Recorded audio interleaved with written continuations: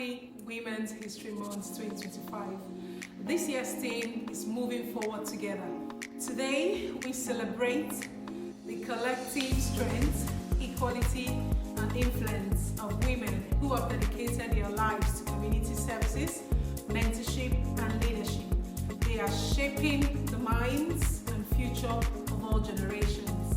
I am truly inspired by incredible women who are breaking barriers and making history.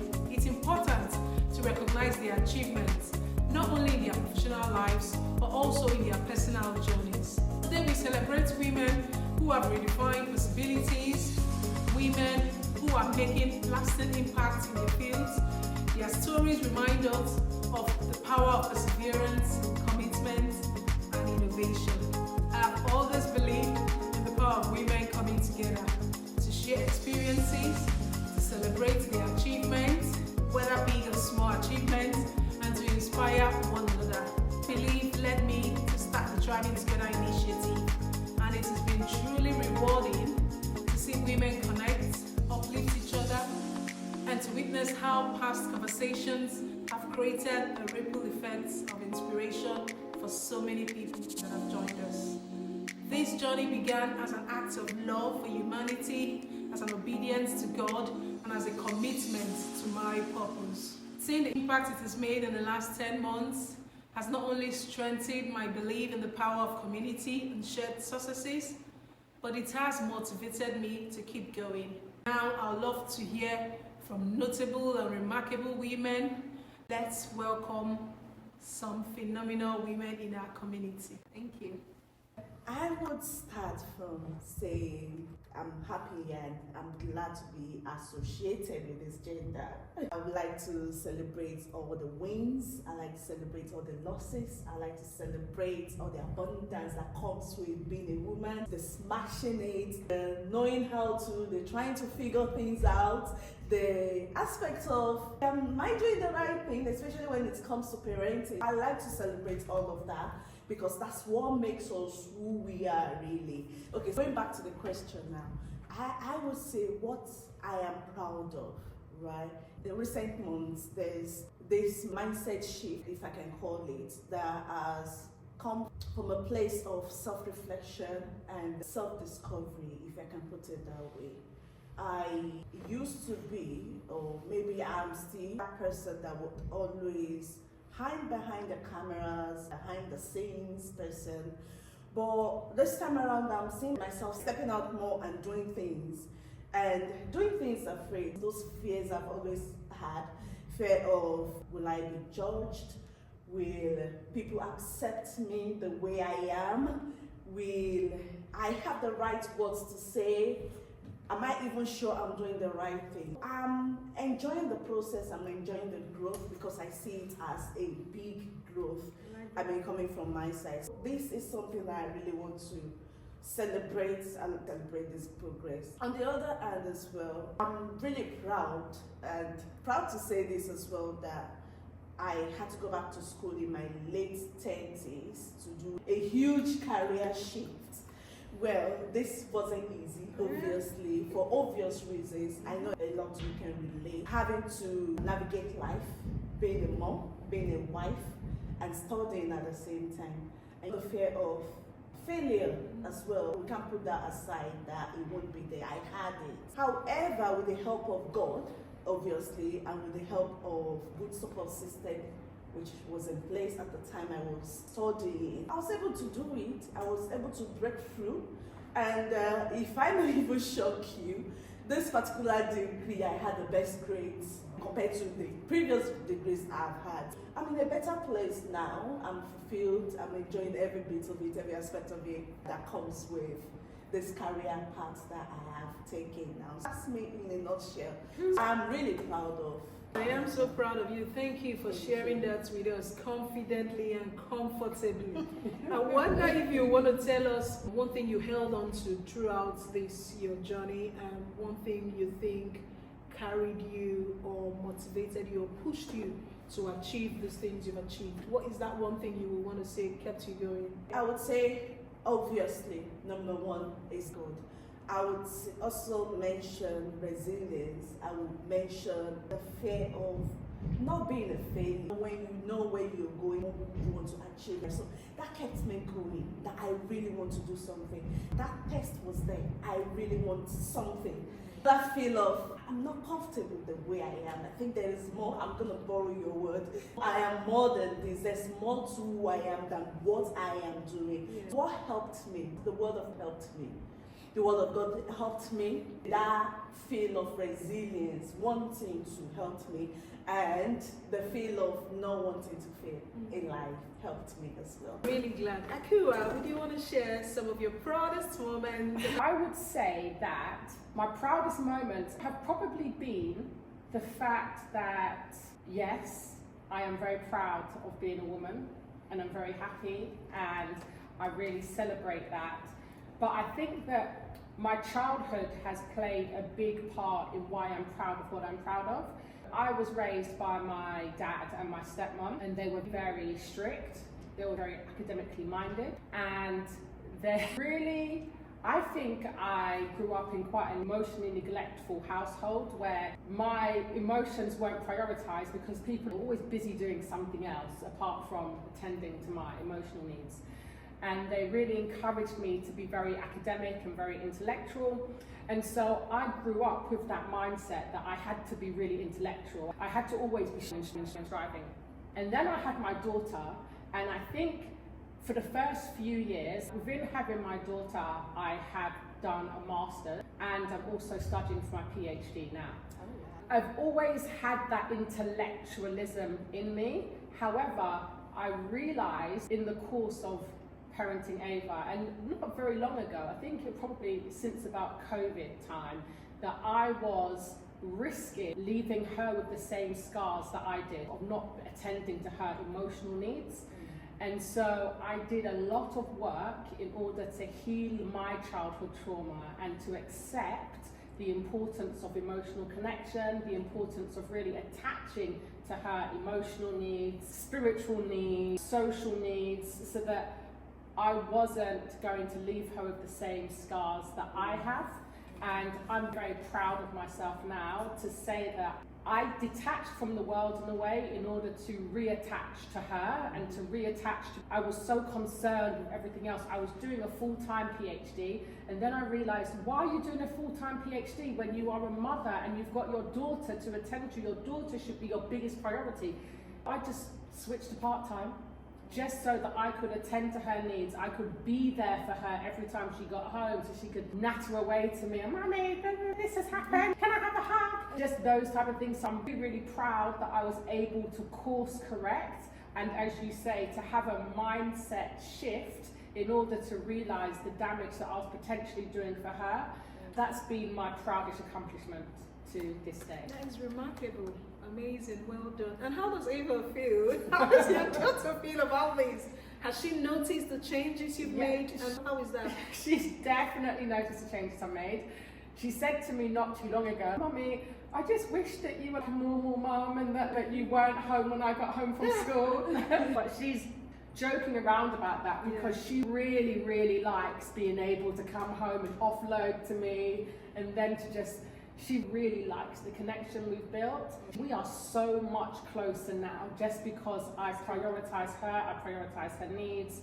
I know, whereas my parents wouldn't necessarily have been in tune to whether I had a problem or not, whether there was something eating away at me or not, I automatically am attuned to her now, what she needs, when she's got a problem, when she's not necessarily acting correctly. I'm really in tune to that now, and she loves it. She's like, Mummy, can you just give me a lift down to Co-op? I'm like, Ava, it takes 5 minutes to walk. She's like, it would take a minute for you to drive me. But it's the fact that she feels comfortable enough to do that, because I never felt those levels of comfort to say that to my parents when I was little. I feel really proud about that. Thank you for sharing that. It's really good that you shared this, because we are all parents. We can really relate to your journey with your daughter. I was going to ask you, was it COVID that changed it all for you, or what was that pushed you towards making this intentional change that you had with your daughter? It was definitely COVID, because COVID gave me an opportunity to step back. I'm not a big panicker. I'm not a big panicker, and so there were lots of people that were panicking about COVID. I had lots of friends at the time that were calling or going, oh, that were just panicking about things.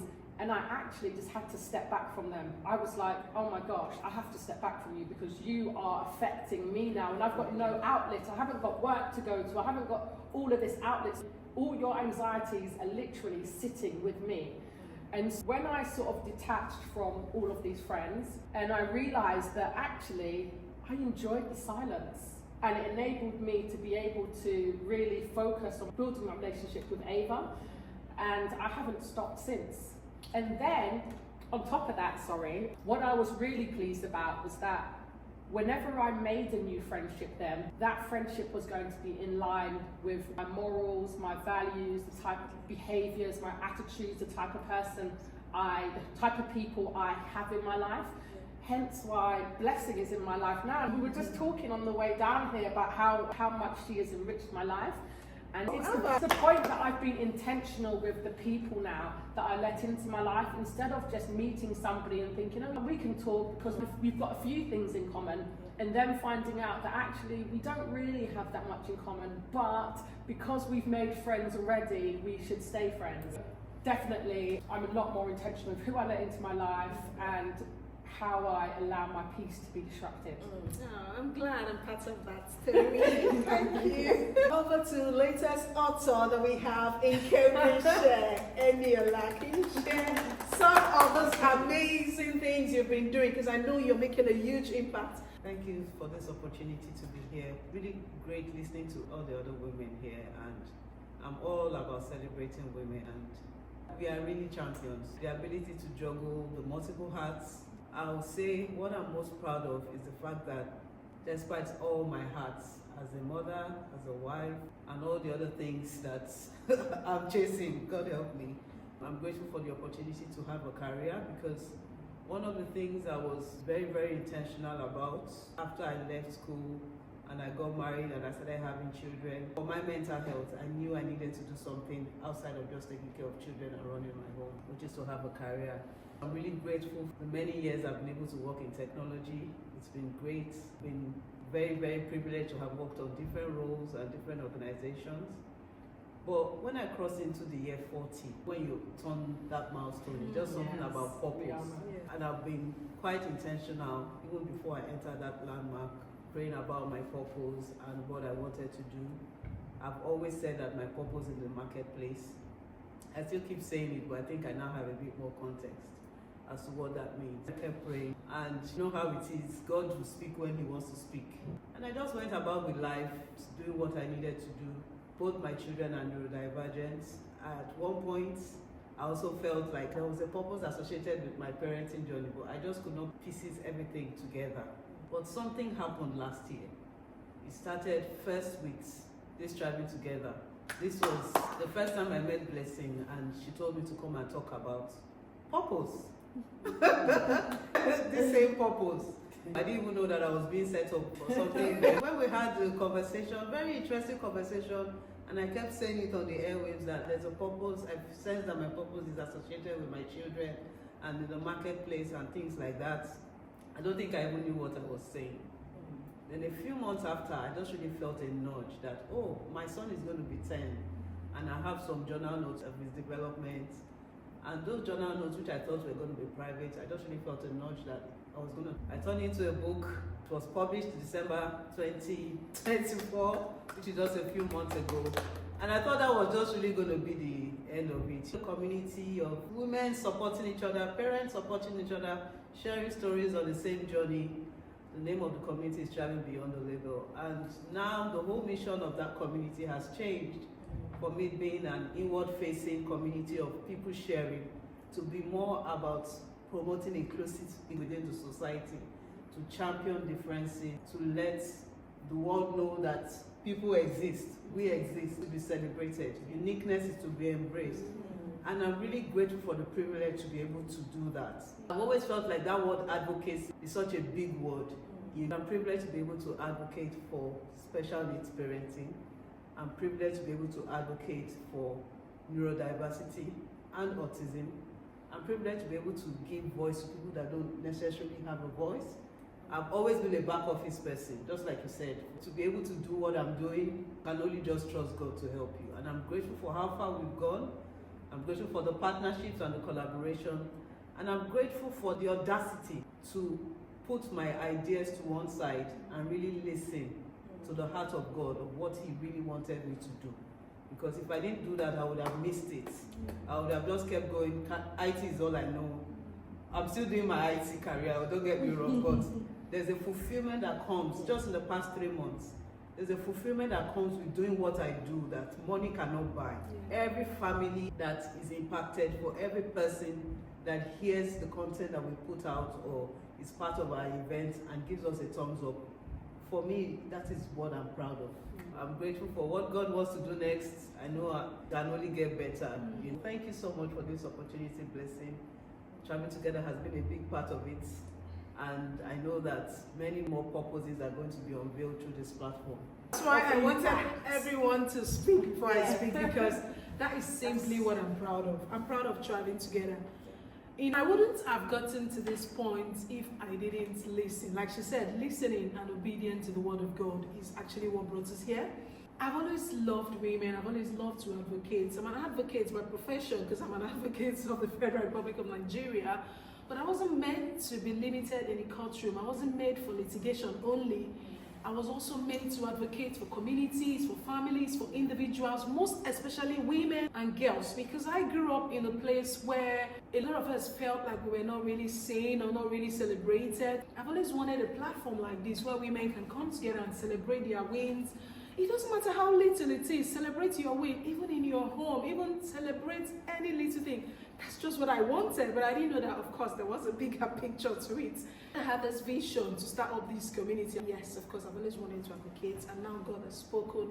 Why not? And then I started. I didn't really think it was going to go this far, because I really want to say, yes, it has actually gone this far. We are 10 months into it, and we can actually hear testimonies, because I would say it's a testament to what we have started here. I'm really proud that I hit the voice, and I started this community.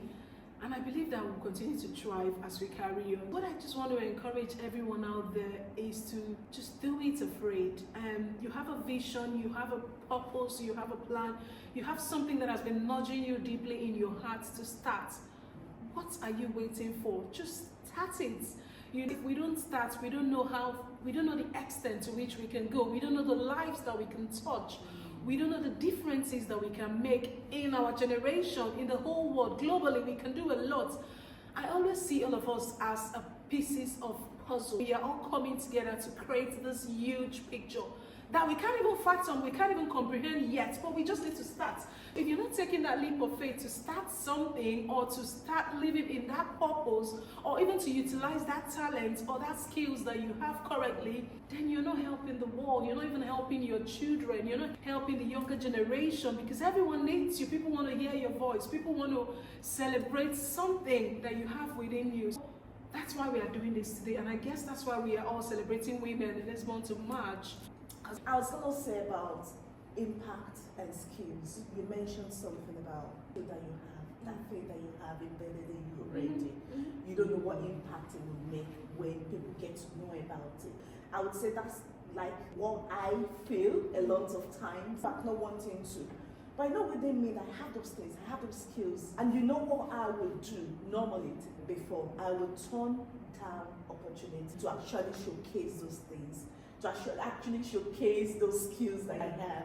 But right now I see myself taking those opportunities and saying, yes, I can do it. That's what would be one of the practical steps I'm actually taking now. That opportunity, whenever they come, whenever they surface, I can do it. But that's what I wanted to add. Thank you very much for sharing that, because that's it. You just have to accept it. You just have to take on opportunities, because they don't often come, but when they come, just grab it and just run with it. We were discussing this in the car, weren't we? That it's as if, I think as black people, and especially black women, we sometimes hold ourselves back, whether it's imposter syndrome or whether it's just outright fear. We don't know if we fit in that space, because there might not have been enough of us before that were represented in that space. We're making the first steps.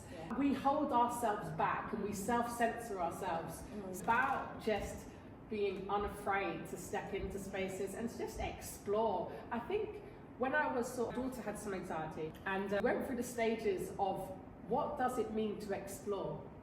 What exploring means is that you take the steps and you're not doing it with a particular goal in mind, you're just doing it for the sake of exploring and just seeing I can go left or right, but you're going to try going left and see how far it takes me. Failure isn't really a thing because everything should just be a learning experience, and we need to just approach life like that. Say you only go this far, maybe I will become really successful from this venture, but actually let's just explore and see how far we go.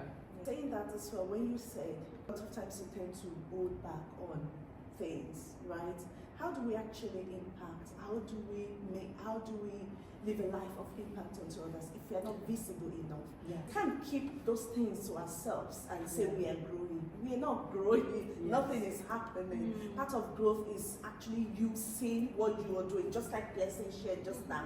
And here now we have testament of her listening to the voice, her taking action, and based off that, someone else's life is being transformed by that. If you had kept everything all to yourself, that wouldn't have happened. Showing yourself, being visible enough for people to actually see, for people to be blessed by what you have, I think that's the goal, really. And that's why we exist and thriving together. Absolutely. That community. Thank you, Blessing. Really. That is why we exist. That community is really, really good. It is. We have a whole lot of them, right? Yeah. Not all of them are positive. Not all of them are actually making any positive impacts in our lives. But this is good. Thriving together is good. Thank you, Annie. Thank you, everyone, for coming.